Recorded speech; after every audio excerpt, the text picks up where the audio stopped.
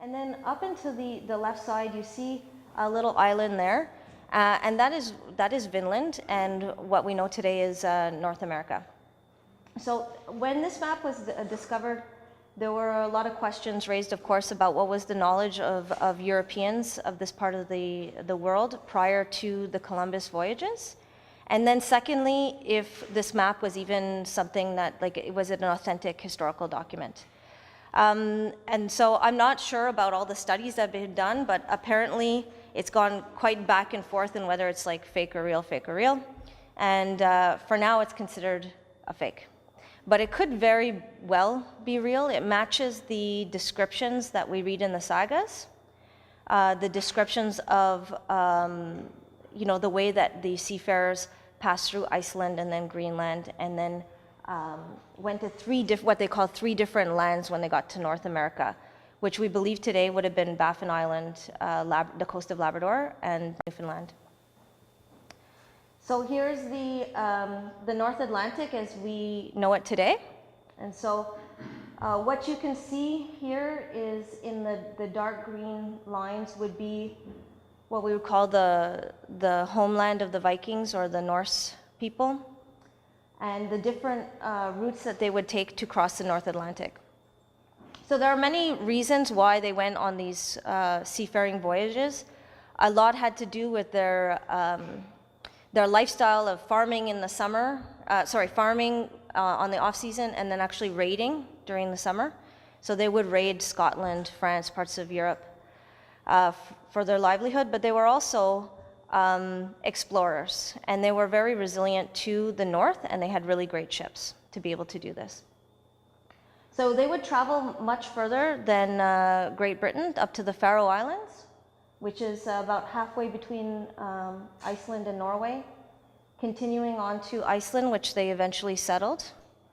And because of different, again, political reasons, or there are lots of stories here about exile. The most commonly known story is that of Eric the Red, who was exiled from Iceland and chose, instead of going back to Norway, to push further west to Greenland. And then eventually going across the Davis Strait between Greenland and Baffin Island and crossing over to North America. So I started to become interested in this and studying it around 2010 with this idea that maybe this could be an eventual project. And it was around that time that I applied for a research scholarship. It's a fine arts research scholarship called the W.B. Bruce European Fine Arts Scholarship through a Swedish foundation that does exchanges between Canadians and Swedes. And I pitched this sort of crazy idea of following in the footsteps of the Vikings that would have discovered the New World. So it's not a literal journey. Of course, I never went across the ocean in ships and in Viking ships, which is actually common practice. A lot of people today who are interested in archaeology or medieval recreation, they're doing this. But mine was more of, at the beginning, much more of an academic research project, looking into the character of the archaeological sites and comparing it to the sagas, which I also read. So all of them that have been translated into English. So I've read about 20 of the Icelandic sagas. And stopping in at all the important historical, national saga museums, Viking ship museums, and saga libraries throughout Scandinavia. So I did get the scholarship, and in the summer of 2011, I went there with my research plan and my camera, and I traveled to 5 different countries. And so in addition to doing the research through the different institutions, I had a list of archaeological sites that I would photograph, and what I call non-sites. So they're just kind of general landscapes that tell maybe the story of what the Viking explorers would have seen, and trying to document those landscapes to their eyes. At the time, of course, I didn't know what I would do with this as an art project. It was purely research. but it was certainly in line with some of the interests or ideas that I had previously in my work, which was looking at the contemporary relevance of historical sites. So as an artist, maybe it seems like a bit of a niche interest that I have in history, but I have noticed that more and more artists are also interested in this. There's been a lot of contemporary art exhibitions that are featuring the artists maybe as archaeologists. And also looking at the relationship between the science and the arts. And for me specifically, the role of photography within archival research. I've always been interested in photographing places that have a pre-photographic history. So there's no photographic documentation of it. Sometimes there are drawings or watercolors to refer back to. And other times there's nothing at all, no images, only written descriptions. So I'm interested in these kinds of places. And then I also went with these two quotes in my mind. And both of the quotes are taken from Rebecca Solnit's book called Wanderlust, in which she quotes Oppenheimer as saying that one should always live at the edge of mystery, the boundary of the unknown.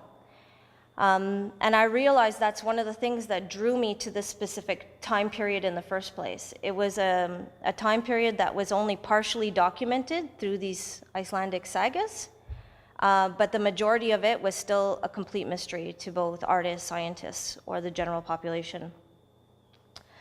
And then the second quote talking about referring to what artists can do when they start looking at the social sciences or history or science in general is to transform the unknown. Scientists, they transfer the unknown into the known, or they haul it in like fishermen, and artists get you out into that dark sea. So I went with this in mind and with my camera. So I like to bring this picture so that you have an idea of the tool that I mostly use as a photographer. And again, I'm choosing to use the large format camera because of the amount of detail that it provides. And the journey for me began, and again, not chronologically or literally, but it began in Gotland, which is, I'd say, the most eastern edge of the Viking world. And Gotland is also the place that was funding the research. So I went there to give a talk. And the fact that they have so many Viking Age sites and that I was interested in this was both a coincidence and a blessing. So what I'm going to show you now are a few images from a series that came out of this research called Before History. And these are all archaeological sites in Gotland. And I begin with this one, Tjalvarsgrav, because there is only one saga that was written about Gotland. Most of the sagas were actually Icelandic, so they refer more to stories that took place in Iceland and also in Greenland. But the Gotlandic saga is only 3 pages, and it talks about the first man who arrived there, and his name was Tjalvar. And he arrived in Gotland at a time where Gotland rose by day and sunk by night. So it's a very sort of beautiful story about this mythology of the place. And if you go there today, you'll find Tjalvarsgrav, which of course is probably not really his grave. And this is not a Viking Age grave either. It dates back to the Stone Age, and you'll notice that the shape that it takes is in the form of a boat. So this idea of journey and traveling by sea is something that was really important to all Scandinavians, even previous to the Viking Age. So some more images of not Viking Age, but Stone Age sites from Gotland, or moving into the Iron Age. And when I went there, the idea was just to photograph Viking Age sites. But I realized that started thinking about all these sites that were maybe from the Stone Age or from the Iron Age existed when the Vikings were there, and they had their own appropriation of them. And so this layering was something that I wanted to look at. This is in fact a Viking Age grave. So Viking Age would be from about the year 600, late 600 to about 1100. It's not that long ago, historically. And so these sculptures to me are also very beautiful because I don't see them just as graves. I see them as monuments, as something that was built with the intention of having an aesthetic form. Another grave field.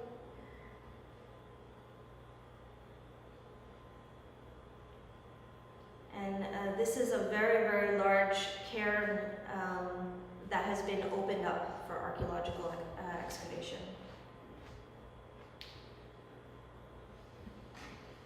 And another burial mound by the sea. So this series of photographs, there's 12 of them in total. And I titled it Before History because I'm interested in how these monuments became the documents of these times. So both photography, but also before written language.